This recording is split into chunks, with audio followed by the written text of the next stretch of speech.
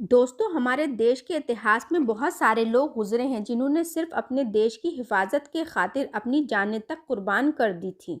और आज भी हमारे देश में बहुत सारे लोग मौजूद हैं जो वक्त पड़ने पर अपने देश के लिए अपनी जान व अपना माल सब कुछ कुर्बान कर देंगे। आज की इस वीडियो में हम बात करेंगे निज़ामों की, जिनका हैदराबाद से पुराना नाता है। निज़ामों का इतिहास, कामकाज, धन दौलत के बारे में। आज का हैदराबाद एक सिटी है, तेलंगाना राज्य की राजधानी है, पर आज़ादी के पहले ये एक बहुत बड़ी रियासत थी। इसमें मौजूदा समय के तेलंगाना, कर्नाटक, महाराष्ट्र के कई ज़िले शामिल थे। इस रियासत का नाम था हैदराबाद स्टेट। इस स्टेट पर करीब 224 बरस तक निज़ामों ने शासन किया। पहले निज़ाम थे मीर कमरुद्दीन खान। 1724 में ये हैदराबाद के निज़ाम बनाए गए थे। आखिरी निज़ाम रहे मीर उस्मान अली खान, जिन्होंने 1948 तक हैदराबाद पर राज किया। उसके बाद यह स्टेट भारत सरकार के पास चली गई। हालांकि निज़ाम का टाइटल उनके मरते दम तक उनके नाम के साथ जुड़ा रहा। दोस्तों, 1965 में भारत पाकिस्तान से युद्ध जीत चुका था और पूरे देश में जश्न का माहौल था। भारतीय अभी इस जीत का जश्न ठीक से मना भी नहीं पाए थे कि उनके सामने दूसरा खतरा चीन के रूप में खड़ा हो गया था।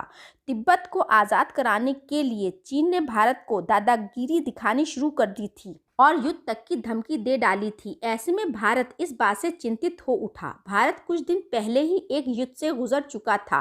हालांकि युद्ध में हमारी जीत हुई थी, लेकिन उधर चीन की सेना पूरी तरह से युद्ध के लिए तैयार थी और यहाँ सैनिकों के हाथ खाली थे। वहीं इस समय देश विभाजन का दर्द झेल रहा था और पाकिस्तान से युद्ध के चलते भारत सरकार के पास धन की कमी भी थी। ऐसे में तत्कालीन प्रधानमंत्री लाल बहादुर शास्त्री ने सेना की मदद के लिए भारतीय राजकोष की स्थापना की। शास्त्री जी ने लोगों से सेना के लिए दान करने की अपील की। इस अपील से लोग देश सेवा के लिए टूट पड़े। आम नागरिक के पास जितना भी हो सकता था उसे दान करने में जुट गए। जिसके पास पैसा नहीं था वो कपड़े और भोजन दान कर रहा था। यहाँ तक के लोग रक्तदान करने तक के लिए उमड़ पड़े ताकि सैनिकों के इलाज में मदद मिल सके। लेकिन उस समय युद्ध के लिए ये काफ़ी नहीं था।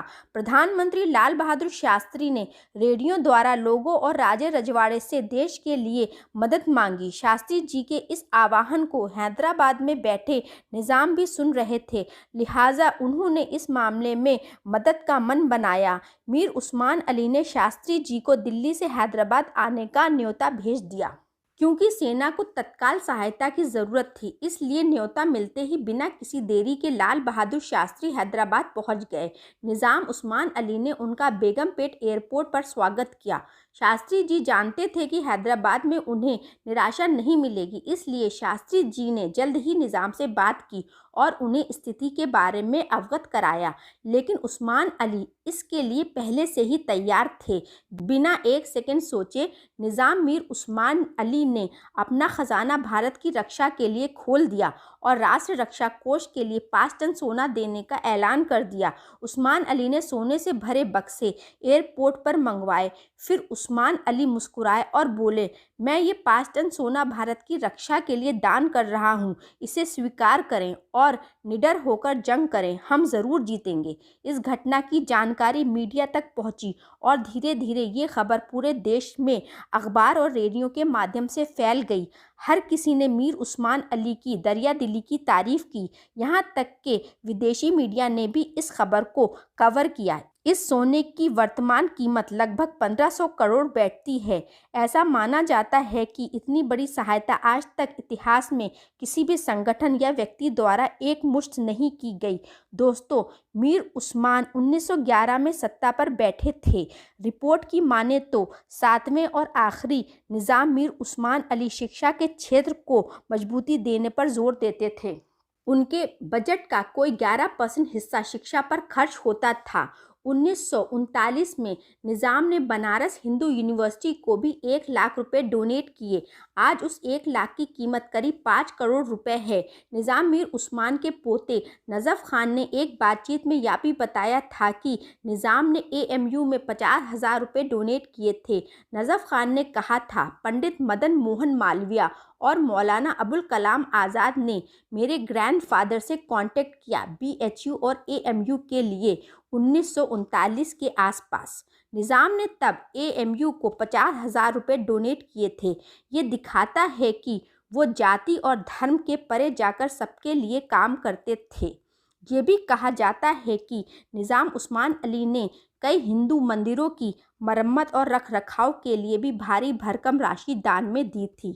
नजफ़ खान ने अपनी बातचीत में आगे कहा था, निज़ाम ने कम से कम 20 मंदिरों की मरम्मत, उनके रखरखाव यानी मेंटेनेंस के लिए दान दिया था। वो एक सेकुलर व्यक्ति थे। 1918 में मीर उस्मान ने उस्मानिया यूनिवर्सिटी की भी स्थापना की थी। ये यूनिवर्सिटी आज देश की बड़ी यूनिवर्सिटी में शामिल है। आउटलुक इंडिया में छपे एक आर्टिकल की माने तो निज़ाम ने Shanti Niketan, Shivaji Vidyapeeth, lady Hardinge medical college, red cross और अमृतसर के गोल्डन टेम्पल के लिए भी दान दिया था। डॉक्टर सैयद दाऊद अशरफ जाने माने हिस्टोरियन हैं।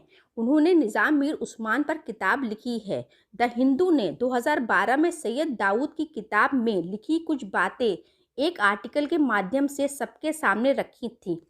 इस आर्टिकल में महाभारत के पब्लिकेशन का जिक्र है।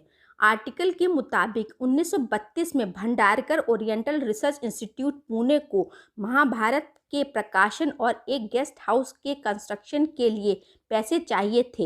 इंस्टीट्यूट ने निज़ाम मीर उस्मान से मदद की अपील की। उन्होंने फ़ौरन फरमान जारी करने में देर नहीं लगाई।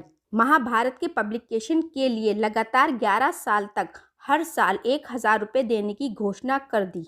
आपको यूं तो ये रकम बहुत छोटी लग रही होगी, मगर उस समय ये रकम बहुत बड़ी थी। आज उस 1,000 की कीमत 5 लाख रुपए है। गेस्ट हाउस के कंस्ट्रक्शन के लिए भी 50,000 रुपये दिए। डॉक्टर सैयद ने अपनी किताब में निज़ाम के लिए लिखा है, भले ही वो इस्लाम के कट्टर फॉलोवर थे, लेकिन उन्होंने दूसरे धर्मों के लिए भी सहिष्णुता दिखाई। हैदराबाद में द निज़ाम म्यूज़ियम है। यहाँ ज़ाहिर तौर पर निज़ामों से जुड़ी कई अहम जानकारियाँ मौजूद हैं। इस म्यूज़ियम की वेबसाइट पर लिखा है कि निज़ाम मीर उस्मान हिंदू और मुसलमानों को अपनी दो आँखें मानते थे। निज़ाम वंश के शासनकाल में हैदराबाद आर्थिक और सांस्कृतिक तौर पर बहुत मजबूत हुआ। टाइम मैगज़ीन ने 1937 में अपने एक एडिशन के कवर पेज पर निज़ाम मीर उस्मान की फ़ोटो छापी थी और उन्हें उस वक्त का दुनिया का सबसे अमीर आदमी बताया था। उनके पास 200 करोड़ US डॉलर करीब की प्रॉपर्टी थी, यानी तब के अमेरिका के इकनॉमी का 2% हिस्सा था। किंग कोठी पैलेस, जहां मीर उस्मान रहा करते थे, वहां रोल्स रॉयस की लाइन लगी रहती थी। उस्मान अली 185 कैरेट का जैकब डायमंड का इस्तेमाल पेपर वेट के तौर पर करते थे, जिसकी कीमत 5 करोड़ थी। दोस्तों, आज हम ये दुआ करते हैं कि हमारा देश सेकुलर था और सेकुलर रहेगा। अगली वीडियो में फिर मिलेंगे, तब तक के लिए अलविदा दोस्तों।